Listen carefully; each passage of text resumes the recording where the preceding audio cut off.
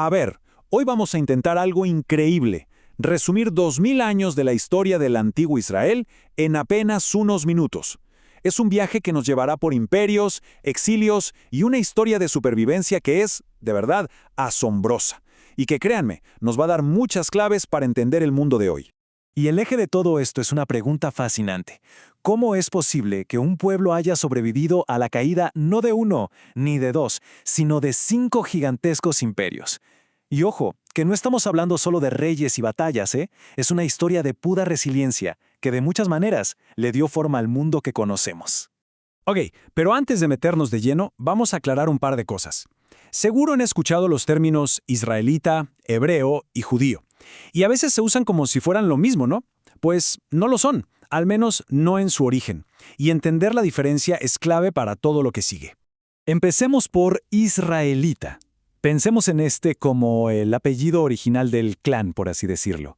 Se refiere a la gente de las tribus que, según la tradición, descienden de un patriarca, Jacob.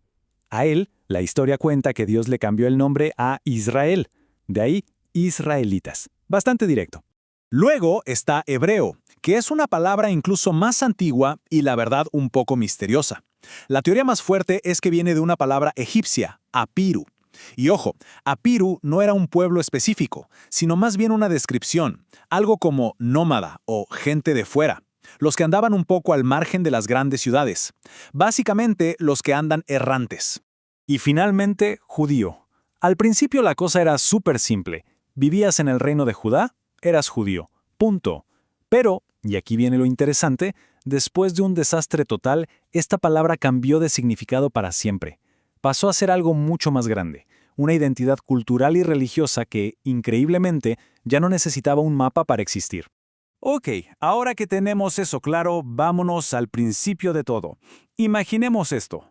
Clanes de pastores, familias enteras moviéndose con sus rebaños por los desiertos y valles de lo que hoy llamamos el Medio Oriente. Hay una frase en la Biblia que lo resume todo, de verdad. Mi padre fue un arameo errante. Esta frase nos pinta la imagen perfecta de esa época, la de los patriarcas como Abraham, allá por el 1800 a.C. Ojo, no eran reyes con palacios, ¿eh? Eran jefes de clanes, seminómadas, siempre en movimiento con su gente y su ganado. Y aquí es donde la historia empieza a acelerar. Ese estilo de vida nómada poco a poco va cambiando. Primero algunas de estas familias se asientan en Egipto, donde la tradición dice que terminaron como esclavos. Después viene el evento que lo cambia todo para siempre, el Éxodo, la gran salida de Egipto de vuelta a Canaán. Y tras un buen tiempo de asentarse ahí, todas esas tribus que andaban cada una por su lado finalmente deciden unirse, y por primera vez tienen un rey. Y esto nos lleva a lo que muchos llaman la Edad de Oro. Primero, el rey David, un estratega militar brillante que consigue lo impensable, unir a todas las tribus. Y toma una pequeña ciudad en las montañas, Jerusalén, y la convierte en el corazón de la nación.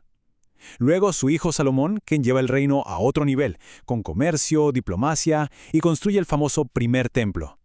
Pero claro, todo ese lujo, todo ese esplendor, no salió gratis. Salió de impuestos altísimos y trabajo forzado.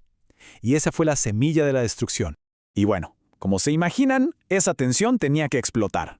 El esplendor duró muy poquito. Apenas muere Salomón, todo el resentimiento que se había guardado, ¡pum!, estalla.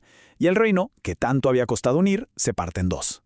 Y lo que quedó fueron 2 reinos, hermanos pero súper diferentes. Por un lado, al norte, quedó Israel. Era el reino grande, el rico, pero políticamente era un desastre, un golpe de estado tras otro. Y por otro lado, al sur estaba Judá, mucho más chiquito, más pobre, montañoso, pero tenía algo que el norte no tenía, estabilidad. Siempre los gobernaba alguien de la familia de David, y claro, tenían a Jerusalén. El primer gran golpe, el que de verdad lo cambió todo, llegó en el 722 a.C. El imperio asirio, que era una máquina de guerra implacable, llega y simplemente arrasa con el reino del norte. Y tenían una táctica terrible pero efectiva. Para que nadie se les rebelara, se llevaban a toda la gente importante, a las élites, y las esparcían por su imperio. ¿El resultado? 10 de las 12 tribus originales simplemente desaparecen de la historia. Y cuando parecía que no podía ser peor, poco más de 100 años después, le llegó la hora al reino del sur. Ahora el gigante de turno es el imperio babilónico. Llegan, rodean Jerusalén y la destruyen por completo. La escena debió ser apocalíptica. Imagínense, la ciudad ardiendo y el templo de Salomón, el centro de su mundo, reducido a cenizas. En ese punto, de verdad, cualquiera hubiera dicho, listo, se acabó, esta gente ya no existe más. Pero, de las cenizas de ese desastre absoluto, iba a nacer algo totalmente nuevo. El exilio no fue la tumba, fue el horno donde se forjó una identidad completamente distinta, y de hecho, mucho más fuerte. Y es justo aquí donde pasa algo realmente increíble. Algo que un poeta, Heinrich Heine, resumió de una forma genial. La Torá se convirtió en la patria portátil de todo buen judío. Pensemos un segundo lo que esto significa. Les quitaron la tierra, no tenían rey, no tenían templo, ¿qué les quedaba? Pues se aferraron a lo único que nadie podía arrebatarles: sus escritos, sus leyes, sus historias. Su patria ya no era un pedazo de tierra, su patria se la podían llevar a donde fueran. Básicamente lo que estamos viendo es el nacimiento del judaísmo moderno.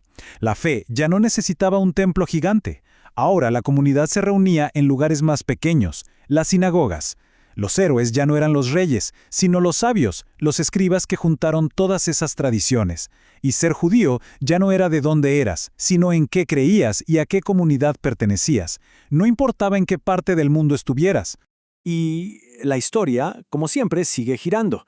Aparece un nuevo poder en el mapa, el Imperio Persa. Conquistan a los babilonios y su rey, Ciro el Grande, hace algo que nadie esperaba. En vez de aplastar a los pueblos conquistados, les dice, pueden volver a sus casas. Para los judíos exiliados esto fue un milagro, la chance de volver a Jerusalén y por fin reconstruir su templo. Pero, ojo, volver a casa no fue lo mismo que volver a ser independientes. Durante los siguientes siglos, la región de Judea siguió siendo una provincia más, una pieza en el tablero de un imperio tras otro. Y cada imperio, por supuesto, dejó su marca. Y quizás el choque cultural más fuerte vino con los griegos. Hubo un rey, Antíoco IV, que cruzó una línea roja, intentó prohibir por la fuerza la religión judía y profanó el templo. Esa fue la gota que derramó el vaso. Se desató una rebelión que parecía una locura, pero, contra todo pronóstico, una familia de rebeldes, los macabeos, lideró una guerra de guerrillas y ganaron. Lograron echar a los griegos y fundaron el último reino judío independiente que vería la antigüedad. A ver, paremos un segundo y pensemos en esto. Asirios, babilonios, persas, griegos y finalmente los romanos. Sobrevivir a un solo de estos superimperios ya es una hazaña, pero sobrevivir a los 5 es algo que casi no se ha visto en la historia de la humanidad. Y todo esto nos lleva a un dato que a muchos les sorprende. Para el siglo I, en tiempos de Jesús, con los romanos ya al mando, la mayoría del pueblo judío ya no vivía en su tierra de origen. La diáspora, o sea, la dispersión, ya era la norma. Había más comunidades judías en ciudades como Alejandría o en la misma Roma que en la propia Jerusalén. ¿Se acuerdan de la patria portátil? Bueno, para este momento ya se había esparcido por todo el mundo conocido. Y con esto volvemos a la pregunta del principio, pero quizás con una nueva perspectiva. ¿Cuál es el secreto para sobrevivir a todo eso? A diferencia de los egipcios con sus pirámides o los romanos con el Coliseo, el gran monumento que construyó este pueblo no fue de piedra. Fue una idea, una identidad basada en textos, en memoria y en comunidad. Una identidad tan flexible y tan fuerte que podía existir sin un lugar en el mapa. Y quizás esa es la lección final, ¿no? Que las cosas que de verdad perduran no son las que se construyen con ladrillos, sino las que se construyen con convicciones.